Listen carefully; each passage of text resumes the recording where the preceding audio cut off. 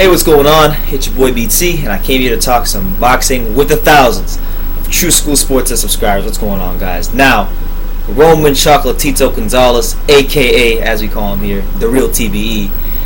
He's fighting, apparently, according to Mauricio Suleiman, he'll be fighting a guy by the name of, and I've seen this guy's name, and I've seen part of his fight with Carlos Cuadras, but he's fighting I don't know how to say his name, Sor Rungvisai, I don't know how to say his name, but he's a Thailand fighter, or Srisaket Sor Rungvisai, I don't know how to say his name, but the Thailand fighter, the dude was like 41-3 or whatever, that lost to Cuadras. He's fighting that guy.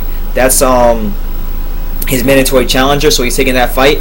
And according to Mauricio Suleiman, it will be on the undercard of Golovkin-Jacobs, so that makes that card a lot better, if that is the case. Nothing's official yet, but Mauricio Suleiman would seem to be a reliable source on that, being that Chocolatito holds a WBC belt, and he has some clout in boxing when it comes to things happening.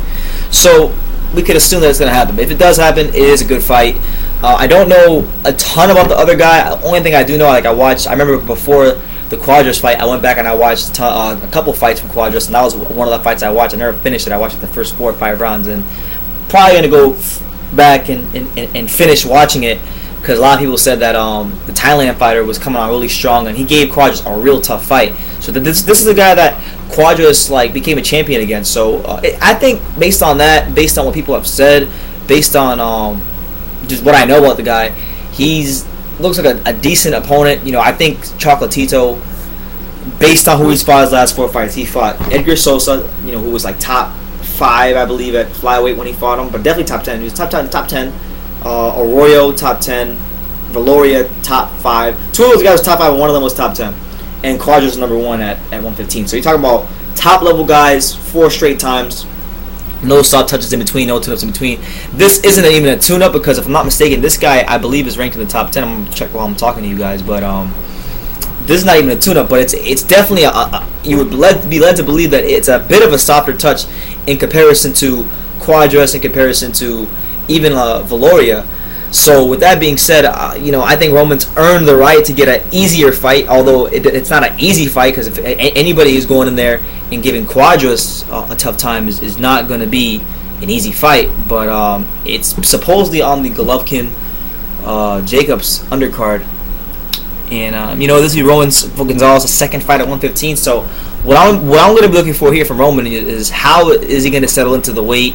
Obviously, he took the Cuadras fight with no tune-ups, and so my thing is, if he's able to go past the round 7, 8, 9, as it gets into those later rounds, how does Roman's body react? Does he fade like he did in the last fight?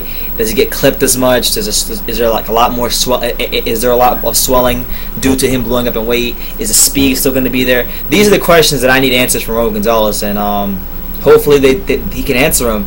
Now, this guy that I'm talking about is actually a top 5 guy. It's not even a soft touch. It's a soft touch in comparison to his last fight, but it is by no stretch of the imagination a soft touch.